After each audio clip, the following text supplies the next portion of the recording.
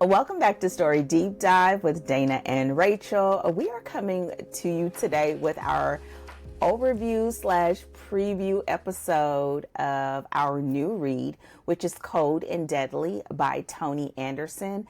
It is a romantic suspense novel, and we're going to get into all of that. Well, I mean, not all of it, or we wouldn't have anything to say for the next 3 episodes. We're gonna get into some of the things that you can expect and some of the things that we considered when picking this read, and you know how it goes, and a lot of little chit chat and hackling in between. So with that said, Rachel, what you got going on over there? Okay, listen, you're about to get some tea about what's happening on Twitch right now. Because Okay, not like tea on. about like Twitch, but like tea about me trying to survive the fact that I made a choice to do Twitch.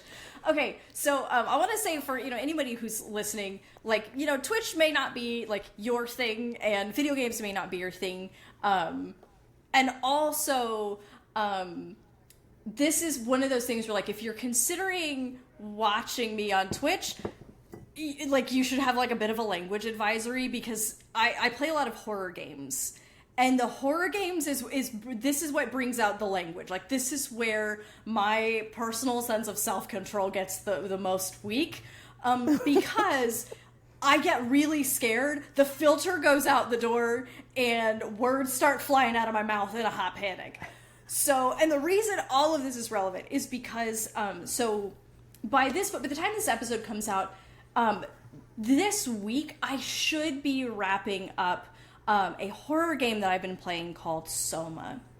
This is a game that, so the reason any of this is interesting is because this is a game that has put me so on edge that I have like gotten, so I don't know, so if I get anxious, like if I'm about to do something I'm really uncomfortable with, if I'm like about to go on stage or something like that, I get the shakes. Like I start to like physically tremble a little bit. The anxiety is like so real. The circumstances of the gameplay and what I've had to do in this game have made me so anxious that I have had the shakes. Like that is how incredibly well the developers team behind this game created a horror. And so the game is about kind of brings into question, like, what is consciousness? What is it to be human? At what point do we sort of, because it's basically you've got like machines who are sort of taking on this like sentience, or we think it's sentience, like it's part of the mystery of trying to figure out like why are these machines so human? And at what point do we stop being human and consciousness and all of these questions, which are the kinds of questions, like these kinds of psychological questions are the kinds of questions that horror often asks, outside of maybe your like classic like hack and slash, right? So you've got these subgenres of horror that can get very philosophical, and we've talked a little bit about like some of Jordan Peele's horror, right? And how that gets very it's psychological, it's philosophical, it's ethical, it's asking all these bigger questions, and Soma is one of those games that does it, but in the absolute most anxiety inducing and scariest way possible.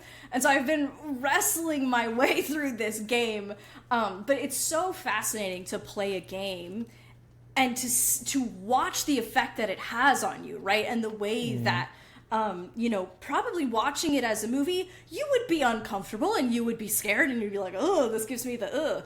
But when the way that the dynamic shifts when you're in the driver's seat and you're the one you're not watching someone else solve the problem, but you're trying to solve the problem while a monster's chasing you. Oh man, that is, it's amazing to see. Like, I hate the experience. Like, I'm having the worst time while my whole audience is absolutely like laughing at me because I'm panicking. I'm scared all the time and it's awful. But at the same time, to like experience a creation and be able to watch how they did it so well that it's affecting you. And it makes me think of, we have these conversations about when you're reading a book and you feel the heartbreak, right? And you're like, oh my God, like that, this didn't happen to me. This isn't real, but I feel it, right? And this is a similar thing that's happening in this medium of, I'm not being like, I personally am not being chased by a monster, but I feel like I am, and they have succeeded in creating circumstances and an atmosphere where I am having a physiological response like I'm being chased by a monster. And that is, it's awful, and it's an achievement, and those two things are coexisting right now. And I'm glad that I've done it for the experience, but I'll be glad to be done with it as well, because it is, whoo doggy, is it something. So at the time of this recording, by the time this episode comes out, I should be on the tail end of wrapping up this game. It has been a really fascinating look at, the different ways that you create an experience for an audience, and again, how it changes across mediums, and what opportunities you have and what opportunities you lose when you're shifting in mediums. And I think it's interesting because, right now we're seeing a resurgence of TV shows and movies made based on video games, right? And this is a huge thing because they historically have been done very poorly and have not been translated well. But we've had, these TV series in particular, with The Last of Us and Fallout especially, that have taken the source material and been, either really true to the material itself or the spirit of the material in the case of Fallout, and seeing, how you have to maneuver and what you have to shift and change when you're crossing over mediums like that. So it's been an experience for sure. So I'm sure you have something more wholesome and less horrifying happening over at Danger Tales. Please tell me about it, because I'm scared all the time. Girl, listen, you already know. I haven't been back to your live stream because it bumps up to coaching calls. But ma'am, let me tell you, I haven't been in a long time, but to see you in there, and you can sometimes have a sailor's mouth. Yes. It is hilarious to me. Because I wouldn't have ever thought. And then my husband come in here looking at me like, what are you watching? Listen, it's Rachel's fault. Listen, that's all I can say. This is Rachel's doing this. And Rachel Mr. Pittman is probably like, she's a bad influence. What are you doing? Rachel did it. So, no. But what I can say, though, I think it's so interesting to see you having this experience as your friend, and also as someone that knows you wanted to do this for a long time, and this was a medium that you kept sort of ping-ponging about, and then you just decided, you know what, this is what I want to do. And so to be able to pick and do something that you wanted to do for a long time and get to have fun doing it is sort of like the best of both worlds, right? Of like this sort of a meshing of what you enjoy, storytelling and creativity and video games. And so I think it's amazing because as I heard you talking about it, I was like, listen, as excited as I have been about video games as Mario Brothers, the original. Yes! And the Sudoku. old classic. Girl, Sudoku and Tetris. Those are the only games I know. I don't know nothing else. So I'm nuts. But I will say, I think it's been interesting because a number of like YouTubers, because I love watching my podcasts on YouTube. YouTubers that I've loved to like that have commentary and things like that are now starting to move to Twitch. The live stream. So YouTube, one of the things that I noticed is, so there was a short period of time where, when I say short period of time, I mean a few years, where Twitch streamers were moving off of Twitch and onto YouTube, because YouTube, when it comes to monetization, like if we're just being honest, YouTube is a better platform for monetizing. But there's certain content that's better for it and certain content that isn't. So their live streaming feature, they didn't invest as much money and time and energy into, so you could get higher quality live streams. But one of the big problems that people ran into is that their chat function is not, like, it's just a constant flood of chat messages, and so you can't almost even keep up with, if you have a large live stream, what's happening in chat. So you had this period of time where a bunch of Twitch streamers moved to YouTube Live, and they kept, all their videos on YouTube. And then now a lot of people, their contracts are up and they're moving back to Twitch as their live stream platform, because Twitch still kind of has the better live streaming platform in terms of how it works, and also like the ability to engage the community in the chat, because they've just designed it so that it's easier to keep up, especially if you're a huge streamer, to keep up with what's happening in chat. So it's interesting to watch as those contracts expire, those exclusivity contracts expire, watching quite a lot of people move back to, or for the first time, move to Twitch. And I wonder if Twitch is also trying to signing some very lucrative contracts for, bigger YouTubers to try to pull some more traction onto their platform and away from YouTube. So that's essentially what YouTube did, where they were like, hey, we can give you better terms across the board. And so people went over to YouTube, and then Twitch may be trying to be a bit more competitive now that those contracts have expired. Yeah, and I think that, and also censorship, like what they can and cannot say, and videos being pulled for just talking about regular things that are in the news, and stuff like that. But yeah, I mean, I think it's interesting. Listen, as someone, I mean, I craft, so I get it. But girl, listen, all that scary stuff, I'll let you take it on the behalf of us, okay? That's right. And I'll just tell you all about it on the other side. Yeah, exactly. Please. So what are you up to this week? What's going on? The upcoming week? I know. Okay, so well, actually, I'm gonna say real quick what's coming up. But one of the things that made me a thought came up that piggyback on what you're saying. So at this time, this coming up week, we'll be doing the second half of Bootcamp, which for the first half, we had brand clarity, and then reader expectations was week 2. And then week 3 and 4, week 3, we'll have a student that is going to be plotting a romance novel live. Oh, so good. Yeah. And then week 4, we'll be taking that story and turning it into the blueprint for a series. Oh, man. Real quick, can people still sign up to attend this? You know what? This is what I'm going to say if you guys are hearing this. You listen, go to dangertales.com and you can send me a message and let me know if you want to. We went round and round about this because I thought for a little while we could always open up registration on the weekends in between, because once we start the week, it builds. There's no ongoing replay. But then, girl, basically, we didn't want the extra headache of having to do that. Oh, my bad. The last time we talked, you were going to open registration before each week started, which is why I was like, oh my God, can the people who are hearing about this possibly for the first time get in on it? And then now we're on a recorded line and you're like, well.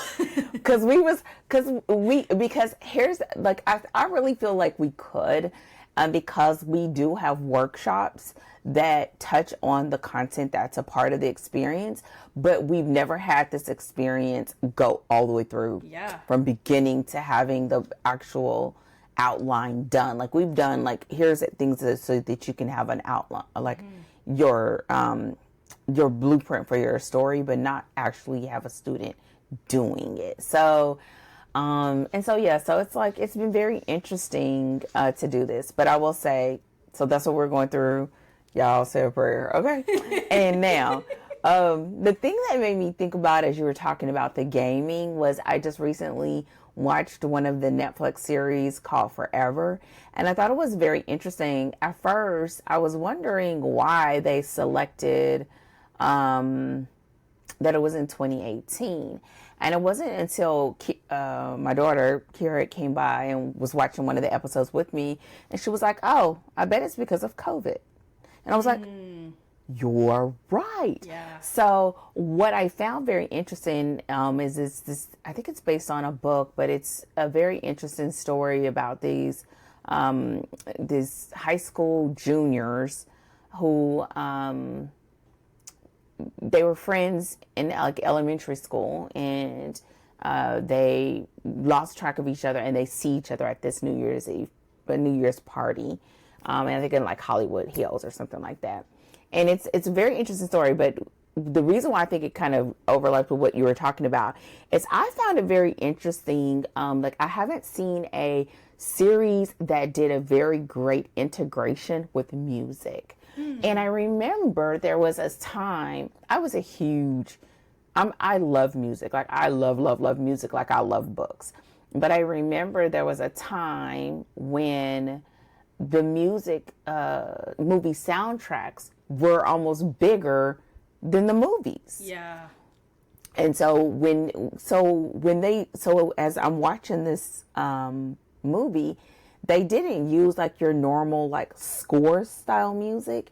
They used like R&B and hip hop that was very popular at that time. So the whole time as those emotions are moving, there were some of my songs I was like, oh my God, I love this song. Yeah. So as you're watching it and it's like these heartbreak moments and those highs and lows that we've talked about, it sort of just punctuates it. Yeah. Right? And it made me think about like how we're always looking at different forms of media and how we can take that and translate that into story, because essentially they're using the music to underscore this emotional journey. And it's very interesting because it's a young girl who gets caught up with the sex tape and a young guy who has ADHD, and he's struggling to keep up and stay focused when his mind just really, it challenges him and almost feels a little bit like he's playing it as if he could be on the spectrum a little bit. And so to have that with Black characters, and then the things that come around that, the stigma of the sex tape, having a learning challenge, and all of that in the context of these high school kids. Wow. And they're economically different. His parents are well-to-do. They live in Hollywood Hills. Her mom is a single mom living in the projects kind of sort of environment. And so I don't know. I just feel like when I was watching, I was like, oh, wow. But at the same time, it's been interesting because you have a platform like Netflix take on these books to turn them into a series. And then at the end of the day, they don't necessarily always honor genre norms. Yeah. Because this felt all the way up to the end like a romance. You know I hate that. Oh, I hate that. That's like your biggest pet peeve. Maybe like there's maybe one or two other pet peeves that rank as high as this does. But this is the one that every time I've talked to you, like the one that'll get you like, ooh, like it'll just really burn you up. Because I feel like you miss out on a very valuable opportunity. And I think it's because you're going after moviegoers, but you're going after moviegoers with the book. Yeah. And readers with the book, the romance, the expectation is we get the happily ever after. Listen, a happy for now is not a happily ever after, and a maybe happy for now is not. And I think that's very interesting, and I wish people would just meet with me first. Just come on, Netflix execs, just get over here, okay? Like, just talk to me. Let's do a round table. I know y'all want to maybe do this as another thing, something. I just feel like, it's been a couple of movies that they've done that here lately, and I'm just like, I think it's one of those things where people want to write a romance because it's so popular, but then you don't want to adhere to like the genre norms. You just want to do your own thing for the sake of creativity. And I think you just miss such a valuable opportunity. Yeah. After you did all that work. And I think too, like, for you as someone who loves romance and works in romance, I think that when people misunderstand the genre, it's really frustrating because it's like, not paying the proper respects to a well-established genre, right? And that can, like, I think there's an aspect of this of like people misunderstanding like what romance is about, why it is the way that it is, and what makes it romance. And it's one of those things where it's like, if you want to write and this is where a lot of times you'll start talking about the delineation between a romance and a love story. Like if you want to write a tragic love story, you can do that, but you should market it appropriately so that your romance readers don't show up or your romance fans don't show up and are like, yes, romance, because they know the genre. They know what they're they think they know what they're getting, and then they're mad and they throw the book across the room, and you're wondering why people are so split down the middle about it or whatever. And it's that lack of understanding of the genre that you cherish and that you've given your time and energy to understanding, right? And then you see people sort of just be like, I'm gonna make a romance because the people love romance, and then you don't make a romance, and then it's like, ah!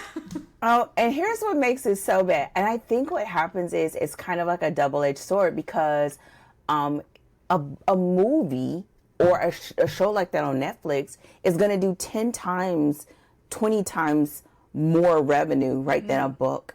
Therefore, when someone then goes and reads the book, it's like, oh, this is so cookie cutter. This is so... Why? Because they don't know that there's a structure and so it's this thing. And here's what I think in this case, even though y'all, I would totally watch the series again. I think they did a beautiful job. They picked some amazing directors. Like, you can feel it. It feels very nostalgia to the time. I don't normally like watching shows like this that are about teenagers, but I think they were right on that cusp of adulthood that you felt the impact of that. And I think that's where it really did well. But what I think they did so well, like the coming together, the breakup scenes, all of those, even the climactic scene, like oh my gosh. And then because he has like ADHD, it's like the effects that his family felt with him going through the breakup, because he's still a teenager. Yeah. Like, all of that was just, they did so good. And then for that, I was like, get the heck out of here. Like, man, you were so close. Oh, but then they put at the end, we've got the clearing for the season 2. I was like, daggone it, because I don't really like series like that. Yeah, you're like, no, we didn't need a second series. We just need you to wrap it up here. I just wanted, so I think anyone watching it, if you like, it's just great music, great cinematography, even everything down to the fashion. The leads are phenomenal. Oh, nice. They are really good.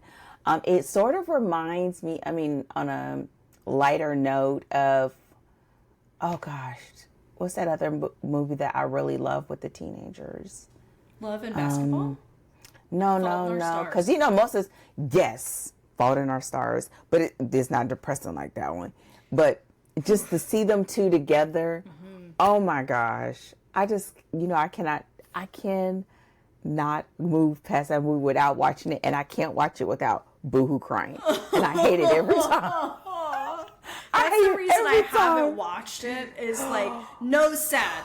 I don't want, like, consume all kinds of other gritty stuff. I've seen my share of we're watching The Last of Us right now, and I'm like sobbing episode after episode. Enough. I've had plenty. I don't need any more. Girl, and I'm me.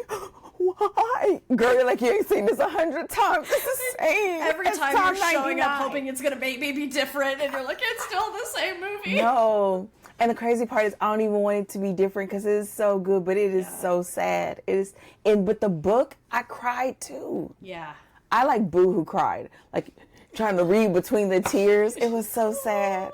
I don't like sad. I don't like sad, but I did it. So yeah. We shall see. The point is, they didn't ask me, but if they did, I would say at least it did in better than that other. No, they kind of made that up. The last movie where I had that moment, I think they wrapped it up better than the book did. The book didn't do well, but the movie did better. It's just sort of like, isn't life just like that sometimes? And you're like, no, that's why I come to fiction. Ah! Exactly that. I was like, yes, it is. That's why we are trying to give us the fantasy now. That's why I want the billionaire, the hot billionaire. That's why I'm here. Come on, lady. That the older lady gets the younger dude. Come on, cougar. Okay. I'm not sure I'm gonna call her a cougar. This one's for the cougars. It's like, no, don't call that lady a cougar. But yeah, no, but it was good. It was so good. But it made me think about just like the whole thing of like storytelling across mediums, and like it goes into what we're talking about here about reader expectations, and sort of what makes people drawn to that genre. And I think this is one of those stories that when we kind of get into the nitty gritty of it, that we are going to really talk about some of that today as a precursor. So before we get ready to go into the summary, what are a couple of things that you want to discuss? Because I think we sort of have our agenda laid out of a few things that we want to touch on. And then we're going to dive in. Yeah. So for me, there's actually just one thing that I kind of want to suss out a little bit here. And I know you've got a couple as well. I want to talk about, this story is a combination of romance, it's got a mystery, there's suspense to it.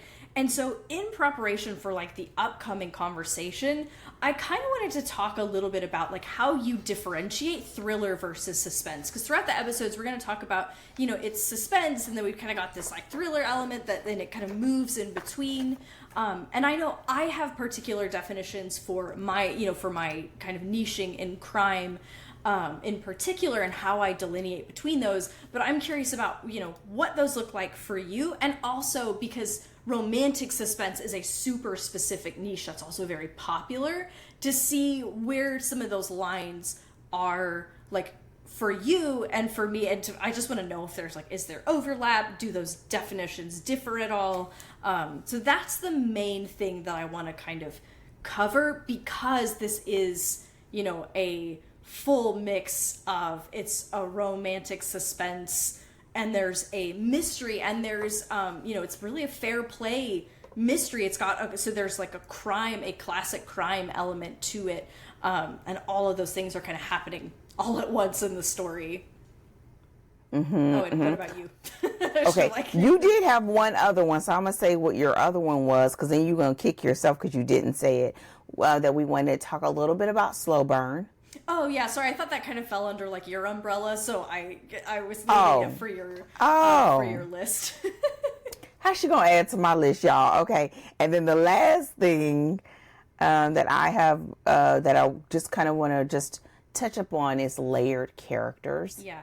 I think the three things that we've just said will really cover a lot of the context in which we are approaching this book. And so before we get into that, let's go ahead and start off with the summary. Yeah, absolutely. So Toni Anderson's Cold and Deadly blends a gripping FBI investigation with the slow burn romance built on emotional depth and personal stakes. The story follows two complex protagonists, a rookie agent driven by grief and a seasoned negotiator haunted by his past, as they're forced to work together while navigating escalating danger, professional boundaries, and unresolved trauma. Oh, for writers, it's a prime example of how to structure a dual protagonist story. I wasn't sure. I was like, is this part of my summary? And it's part of your summary, because you gave me the summary. Again, peek behind the curtain. I was like, what is that? Because it's Dana's summary and I got confused. For writers, it's a prime example of how to structure a dual protagonist story, layer emotional wounds into plot momentum, and use suspense not just to raise stakes, but to deepen character connection. The romance doesn't interrupt the thriller, it emerges from it. Exactly. Well, then let's go ahead and dive in. I think we can start with the suspense thriller. First of all, the first thing is, I don't think the definitions are different. I think the only difference is the fact that you're sort of deciding how you want to integrate that with romance. Whether, like in this story, it's a duel in that those plot threads are moving together in tandem, or that you have a situation where you have the main plot in a B plot. And that's where you have a subplot of a love story or a romance, or a subplot of a suspense. But usually it's the treatment has a different degree, right? And so I would say, to me, and I'm looking forward to yours, because I think this is the part where I need to shore up. I don't think it's different for romance per se, but just that it's not treated the same. I think the difference is really about how much the the reader is aware of. And so I look at how much the reader is aware of, and the intent of the antagonist, whether it is specific to the protagonist or if it's just a general thing. And I think, are yours the same? My definitions vary slightly from yours, but I think that the two play together really well. So I think it's like more like two sides of the same coin, or, you know, two aspects of the same thing. So because this gets so, we talked about this in multiple episodes, where again, mystery, crime, and thriller, and suspense, they're all smashed together in the bookstore. They're smashed together at Amazon, they're placed together in the bookstore, but the experience of them is different. And knowing which one you follow, like, it can feel impossible to know which one you're writing when, you know, when they're all kind of listed together and you're like, I don't know what the difference is. And so I did a little bit of work to try to like pull them apart and the kind of differing phenomena between them. So when I'm looking at suspense, I think about suspense as being, there is an antagonist that is hunting a protagonist, versus a thriller. And this is why I think they can also live together, because I think a thriller is a protagonist hunting an antagonist. But, and the reason I take pains to differentiate between these is because in a thriller, and I'm just talking classic in my genres, in a crime story, the expectation is that we have a reveal of the criminal and it's someone we could have guessed, right? This is the mystery element of a crime story. We should have fair play so that by the end, it's someone we know. In a thriller, the thrill of the story comes from the chase of the antagonist. So it's not necessarily, so I think about Silence of the Lambs. Silence of the Lambs, you're not, the expectation is not that we're going to be able to guess who is behind the killings all along. We are following Clarice Starling as she follows the trail of a killer and tries to find them. And a lot of times what happens in a thriller is at the end, it gets reversed, where the antagonist starts chasing the protagonist. Whereas in a suspense, the protagonist is being hunted all the while. So I kind of think about it like a suspense is like a high stakes game of hide and seek. A thriller is a high stakes game of tag.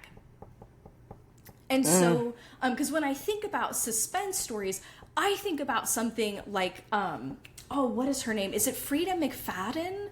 Who did like The Housemaid and stuff like that. Yeah, that does a lot of domestic thrillers. Yes, where you have these, and the way that the stories are positioned is you have a protagonist who's in close quarters with this antagonist, and they're kind of uncovering the truth, and then they're trying to escape out from under them, and the experience is suspense. And this is why, again, I think so these are called domestic thrillers, and the way that I categorize suspense versus thriller is a bit different.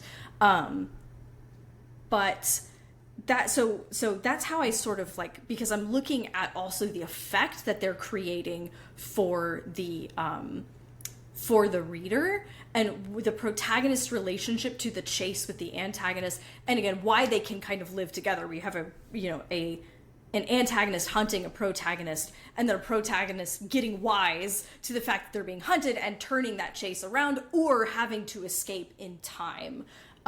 So that's how I separate the threads when we're looking at crime stories, and we're looking at a thriller versus a suspense versus a mystery crime story, and what the reader is expecting and the effect that we're creating.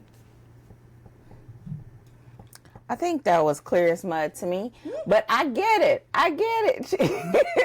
Excellent. Great start. I think it's good. I think also because you are in a space with your clients where there usually is like they're doing one or the other. Yes. Versus I think when it comes to romance, it's almost as if the romance sort of falls in the cracks of the differences and sort of merges them together. Yeah. That usually it's in the course of either an investigation, and every once in a while, I think from the suspense aspect where there's an antagonist that is unknown, but the protagonist is feeling the effects of that antagonist for a lot of the suspense.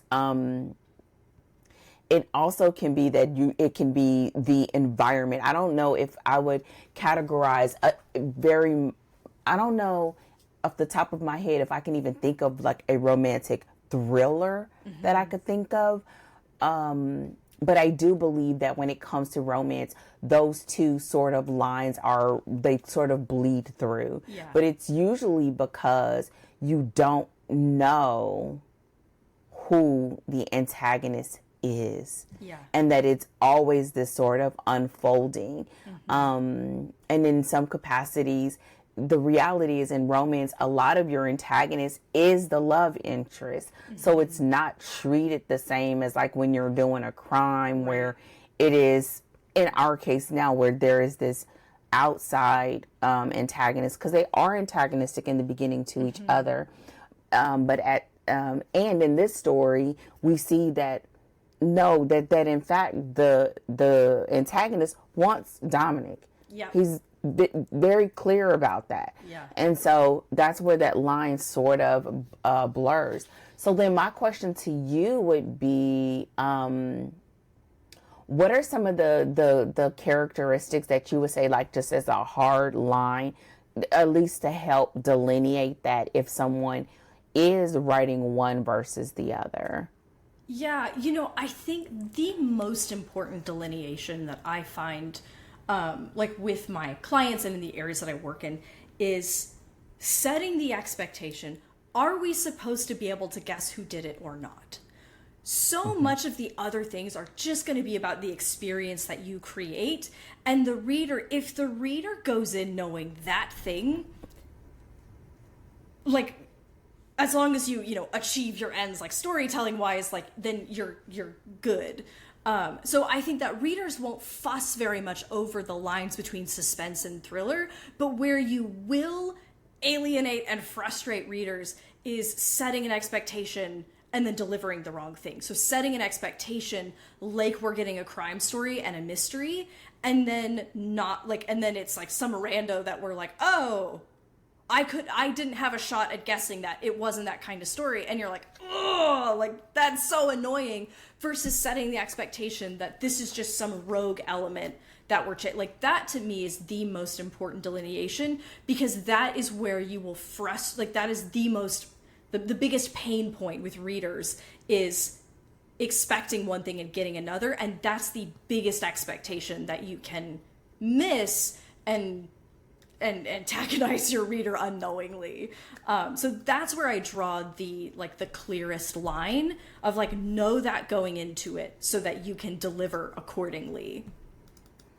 I think for me, that was one of the things that I always appreciated about, I'm just going to say right now, like the original story grid elements, when there really was a clear distinction, because at the end of the day, a lot of what we select as distinctions really are now just treated as marketing categories, right? But it's important when you are preparing to write, understanding what those elements are to help you to deliver a clear story. So my thing is always like, I just literally pull my notes and it's like, okay, this is what we're working on. I'm not going out in here like YOLO, because it is such a fine line. And I think it helps you to really go in and develop your twist well. It helps you to really go in and to work on your antagonist well. And it also helps you when it comes to really getting the most from those highs. Like I like high highs and those low lows. Like being able to really lock them in and just milking them as best as you can. Yeah. And so, and the final thing that I would say too, would come down to me is like that author's brand. Like, what do they want to be known for? What sort of story promise do they want their readers to know when they come into it?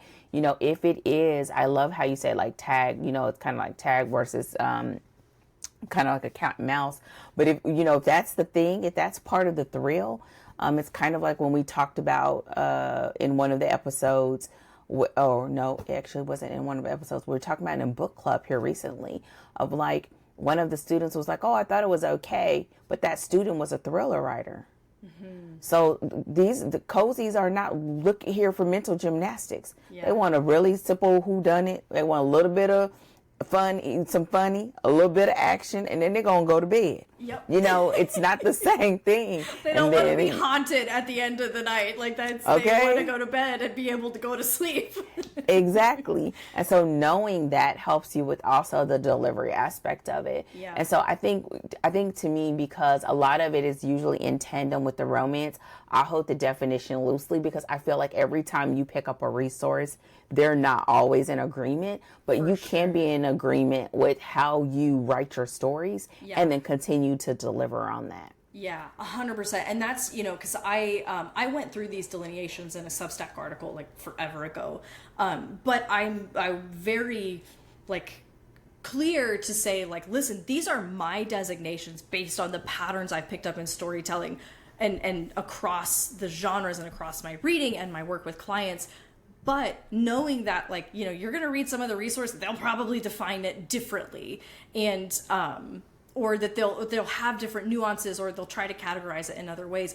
But you knowing what you are trying to do, like, what is the experience you are trying to give your reader? So I don't care what you call it between you and yourself, you know, but knowing what you are trying to accomplish and the experience you want the reader to have, so you can, again, this has come up, I think, in every single episode of, you know, what we're going to talk about in the coming weeks. Do it with intention. Know what your intention is, and then do it intentionally, right? And so make those choices so that you can essentially curate an experience for your reader to have the experience and to create the kind of effect you're trying to create, and whatever experience you promised them they were going to have through your marketing and through the beginning of your story. Mm-hmm, mm-hmm. Yeah. And I think, and even after having this conversation, I think I'll kick it around and play with it some more. I always feel like it is so squishy, but I think to me, when I look at those different elements and having those different elements defined for this author and their story, that it helps to sort of shore it up. I think also, since a lot of what I experience with clients, a lot of that suspense aspect is already sort of tailored. So we're normally just moving through with a ticking clock. It's not about trying to identify who, it's more sort of when, right? Yep. And so it does make for a different situation. But I think about the 6'11" man? What was that? 624 man, I think. Yeah, 624 man. That was I think to me now, like, that for me was really like, okay, this is what a thriller is. Like, you're racing against the time, and you have no idea who you're up against, and at some point the energy of that antagonist turns specifically to the protagonist when that was not the original intent. And so to me, that is when I really, have a thriller. And I thought that was just a great play, and the fact that it was just these brushes and we just didn't know what was going on, and all these clues were sort of like unfolding. And I think the final part I would say too is kind of like a sense of the intensity. Like, we don't have a metric of what that is, but I think you can have it with your own stories of like, what is that intensity about? Like, is it, heart racing? I know in that story, what I absolutely love was at some point it got to the point where the entire story turned as if he was the culprit based upon him going after this, and all that energy. And to me, I thought that was just a really great distinction. I.e., y'all, this is why reading is so helpful, because sometimes it's like it's hard for you to see this in your own story because you're right up on it. But having some sort of parallels and comps and examples to be able to help guide you through it helps to make it a lot clearer. And I think that is just something that just can help you become a better storyteller. And I know it helps me like all the time, whether it's in my own writing or with clients. And so even as someone who writes suspense, like I write romantic suspense where it's just, but I always like the one where they're going after something and don't realize who they're going after is right under their nose, right? That's my jam. But yeah, so I mean, with that said, I would say with this story, you know, understanding that we have moments where it's suspense, thriller, mystery, sort of all kind of thrown in together. I think one of the things that makes this story feel like, I think it has a suspense aspect because even though we get the antagonist, we really don't know who the antagonist is. Yeah. Like we started getting some understanding. Like I was like picking up every name that they dropped down. I was trying to pick it up because I was trying to grapple with who it was. But we knew, but we didn't know. And we never fully knew the proximity to the protagonist until it sort of gets closer and closer later on, a little over the halfway point. But yeah, so yeah, that's a little bit clear as mud, but I think we do put you on the right path. We at least have a the bottom line is like, what's the effect you're trying to create? Set up that promise and lean into that effect so that you can deliver on whatever it is that you promised the reader you were about to give them. Exactly. And I will say too, and I mean, and this is just like a nod, just the original training where we met in Story Grid. I think this is one of those times where I did appreciate the distinction between thriller, action, crime. Even though sometimes to people they can feel like they go close together, it actually isn't. And it helps to have that because some of those areas are muddy. And I think the reason why they're muddy is because there's a difference between the genre that you're writing and the categories that you select to market. Yes. Yeah, for sure. And that was something that I think StoryGrid was so helpful in, right? It's like drawing a delineation between like, what are we marketing versus just what are we trying to accomplish? What is the effect we're trying to create? And understanding that that language won't always match up, right? And that information alone is like, oh my God, thank you for like letting me know that, you know? And then just in this case, just taking ownership of the language in which you intend to operate across your brand. And then that can help you with seeing your way through and then beginning to identify what those reader expectations are so that you can write them. Yeah, absolutely. Awesome. So the next thing that we wanted to sort of talk a little bit, well, did you have anything else you wanted to add to that? No, I think I think I see a logical direction toward our next kind of reader expectation. And so talking about probably the slow burn, right? Yeah, and exactly. How, because this feels like a true slow burn. So like to the point of like, right, like even the language, like the level of attraction develops over the course of the story. So do you want to kind of just kick us into like talking about this is a slow burn and the development of intimacy as it kind of happens in this particular, and what's maybe specific to slow burn as well? I would say in general, just like what I was talking about suspense and thrill, there is no hardcore, this is what slow burn is. I think one of the things that we have to remember is that a lot of the categories, well, here lately, slow burn has actually been pretty popular, but most of the stories that had slow burns in them were across multiple stories, right? Oh, okay. And that is not the case here, right? Yeah. So if you think about a cozy where she starts having a thing for the local sheriff, they usually don't even come close to anything until book 2 or 3 or whatever. Yeah. Right. And that's usually sort of the capacity on which we used to have a slow burn. But I would say in this case, we do have a slow burn, but mainly because, I'm going to do one more caveat. Sorry, y'all. The other caveat is, I think the reason why we would tie this as a slow burn now, because the norm in romance now is a faster pace. And I think that matches time to our earlier conversation. Entertainment, movies, even music is more graphic. And what I have to remind my clients of a lot of times, I mean, again, I feel like I'm dating myself. I remember when I was a kid, they could only kiss. You could not say anything that was close to a swear word. You could not say damn. Like, that was never on regular TV. You had to have paid cable. You see what I mean? For those types of words. And Contrast now that it's that even with like the 90s, right? Where you have, like I think about Friends, right? Where they can say a certain a level of swear words and it's on syndicated television. That, and then take it another step forward when you think of Scandal. Okay. So when you think about this, I think a lot of times you have to think about the movement in times and the movement of entertainment.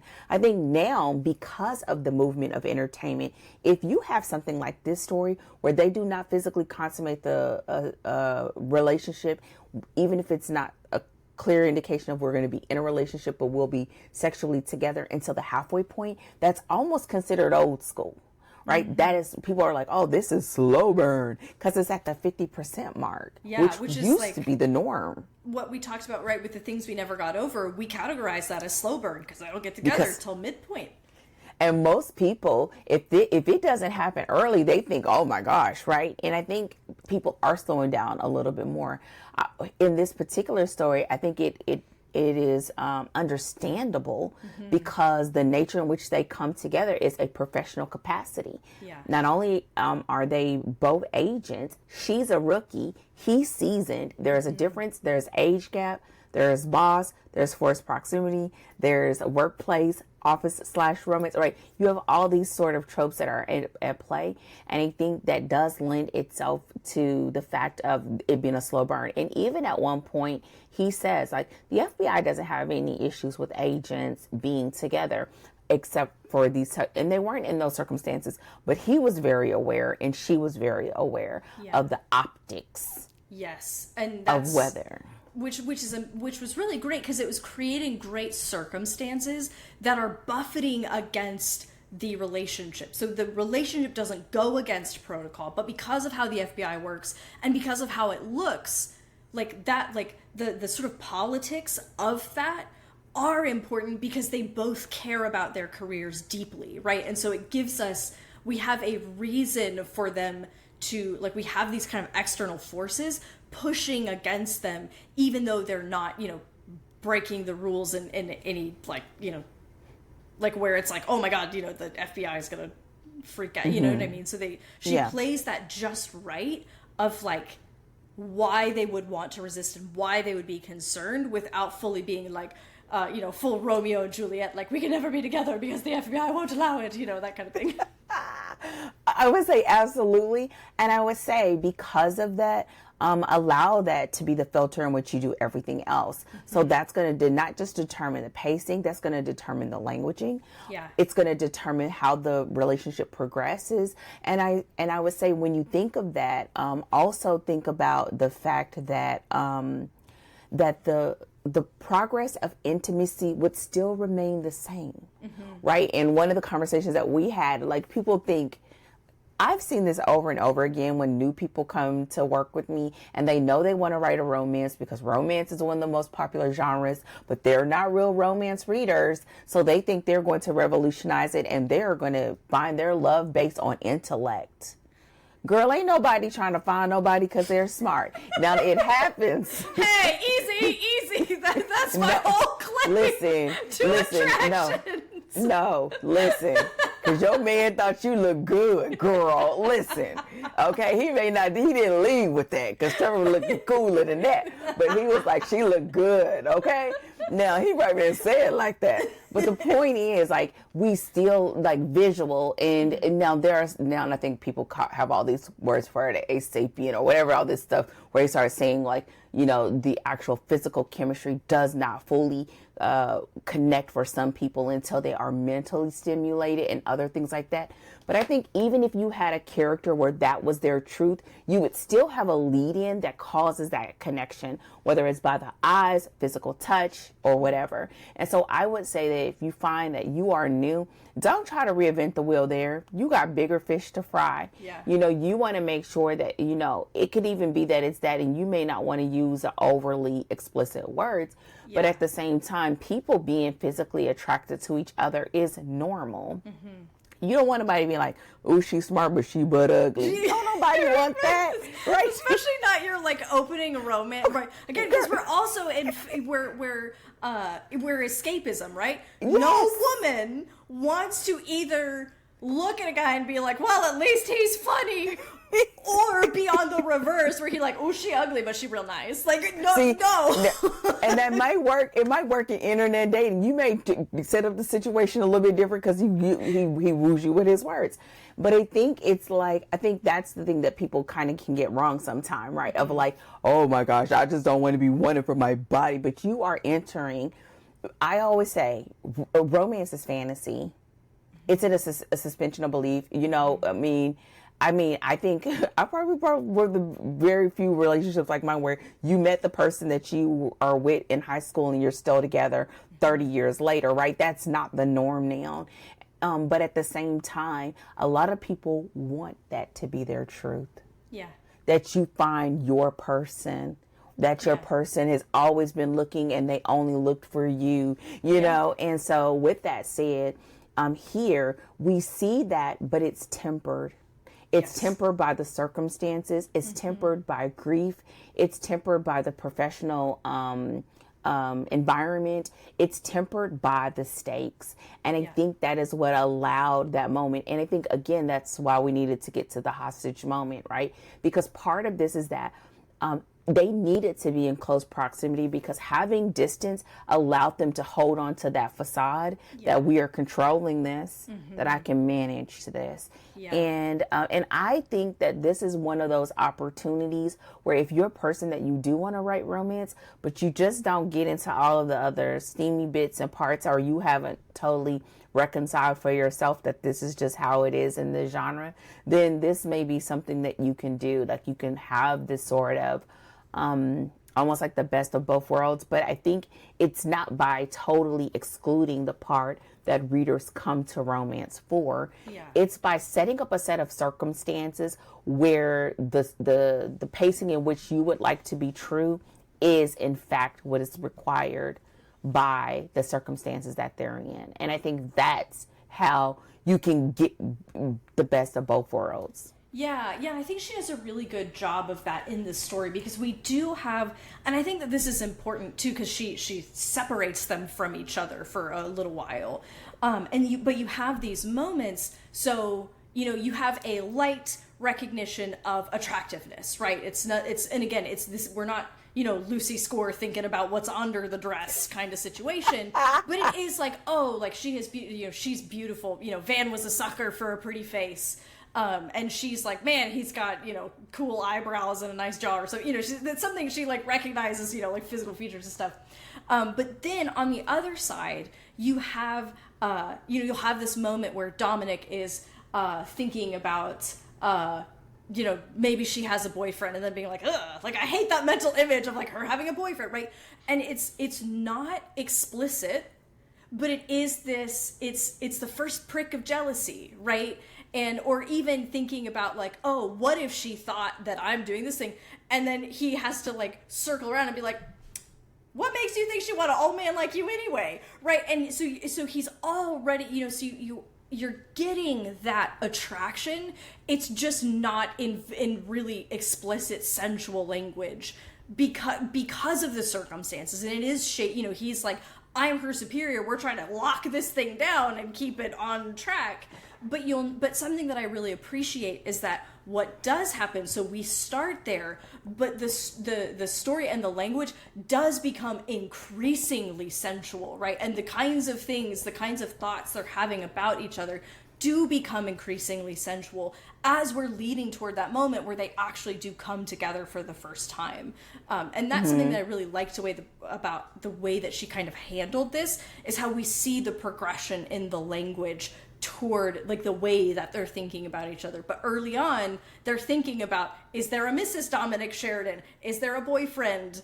And being put off by the thought that there might be, and you know, all of that. And I remember there's like a moment when Ava's like, seriously, you're thinking about him being your boyfriend? Like, what? Get it together, Ava. Like, get she imagined them holding hands. Yeah. Here's what I will say, that one thing that you, even if you're doing a slow burn, you have to have the romantic intention early.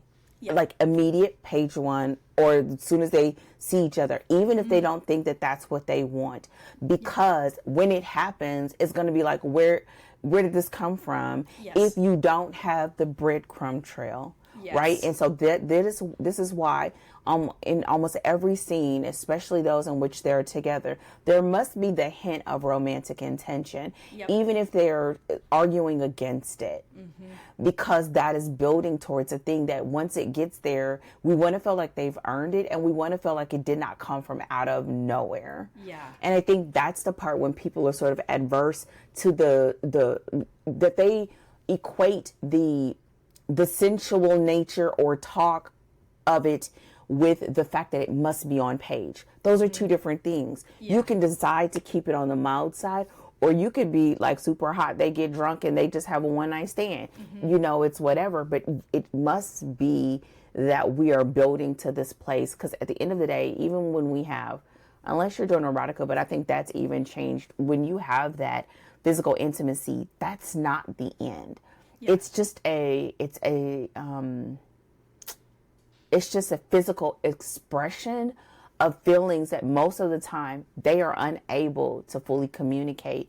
In this case, they had enough time around each other and spent enough time around each other that they were able to communicate a few things a little bit better. But even after they sort of consummated it, they still wasn't all the way there yet. Yep. They just knew they had a good time, and they just knew they wanted to do it again. Yeah. And now when a life gets in the way, then that can make it a challenge. And that's how you can continue that slow progression of it, where it's not, rampant, with scenes depending on your genre.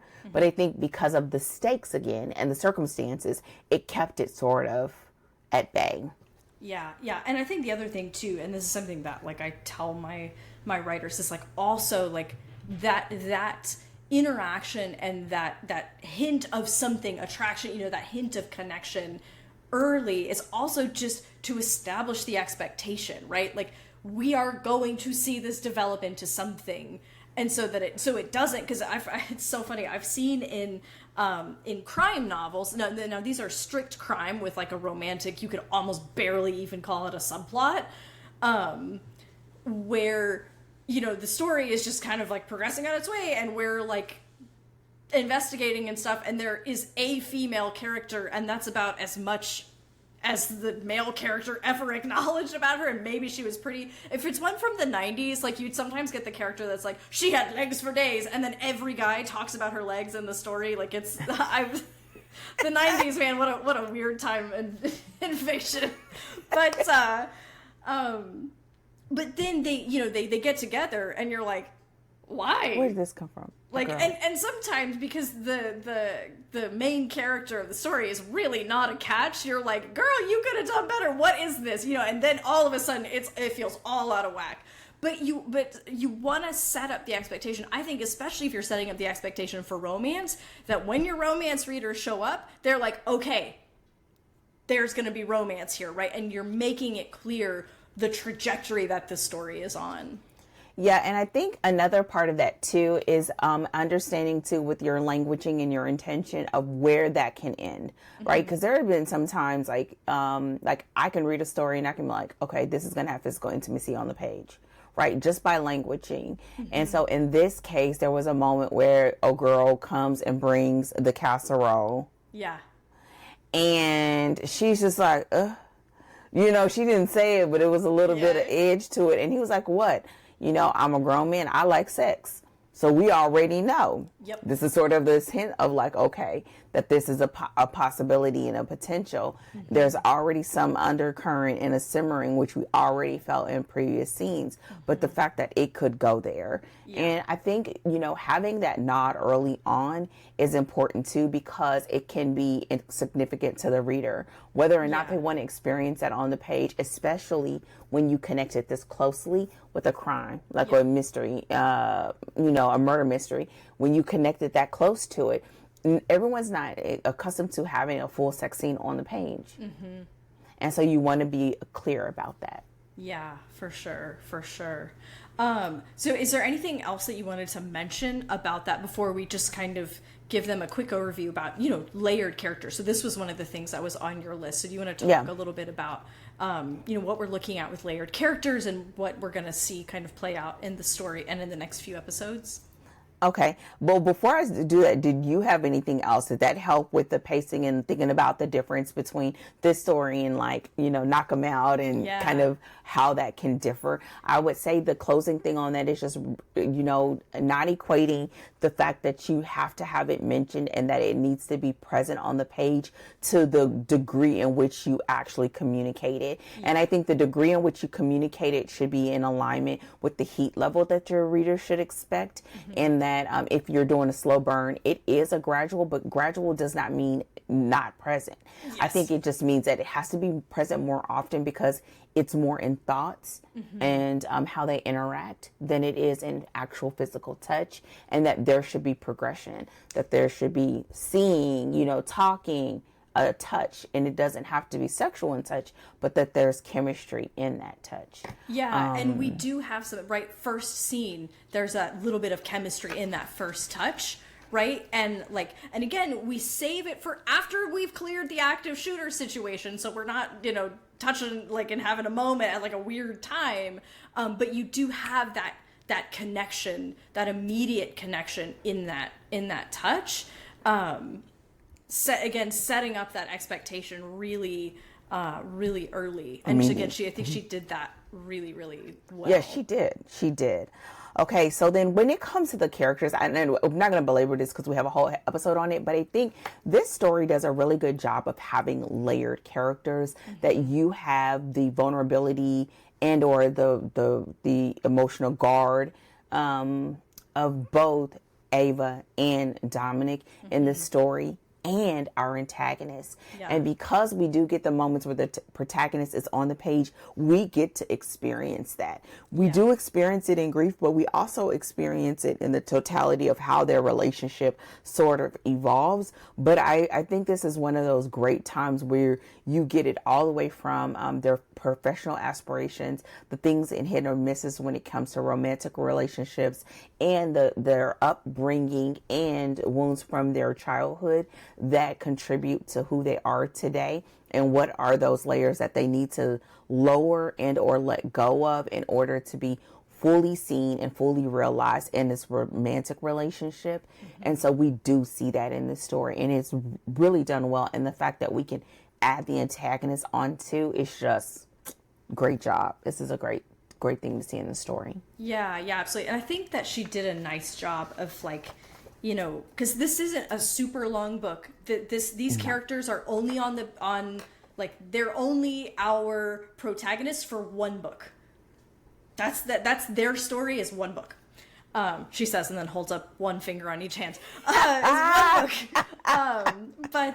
And so I think she gave us just about the right level of detail and wound and internal transformation, where it wasn't too little so that they felt sort of flat or a little bit boring. And it wasn't too, I think that there are certain things that we maybe went too much into that we didn't strictly need, but I think the details and the creation of the character and the transformation that they went through, it was focused. It went, we had our up and our down, and we, moved through, again, we used that lens of grief and had them confronting their wounds because of that grief and because they're thrown together in this case. And it was just about the right amount for a single book and a single transformation, because they're only it's Dominic and Ava are only in this book, at least as our protagonists and as our love interests. And I would say, yeah, I totally agree. And I think at the end of the day, I think over the course of these episodes, we're going to go into some more detail on specific areas. But my lasting impression is the steadiness and the treatment that she gives all three of the main characters, including the antagonist, the different areas of the subgenres, genres that she's mashing together, and her ability to really be paced well, even down to, which we don't get into a lot, y'all, because we could literally with this book could have added additional episodes if we really wanted to get into detail about the murder mystery, and if we wanted to talk a little bit more about, I think even more we could have talked about with the characters. But I think that just makes a nod towards what we're saying of grab this book. And I think we talk about some of the nuances from aspects of, what you should consider as a writer, and some of the things where we thought could have been maybe a little bit better. Not that it's bad, but it could have been a little bit better. We can all learn from as we read and take this to our writing situations. But it makes for a great book.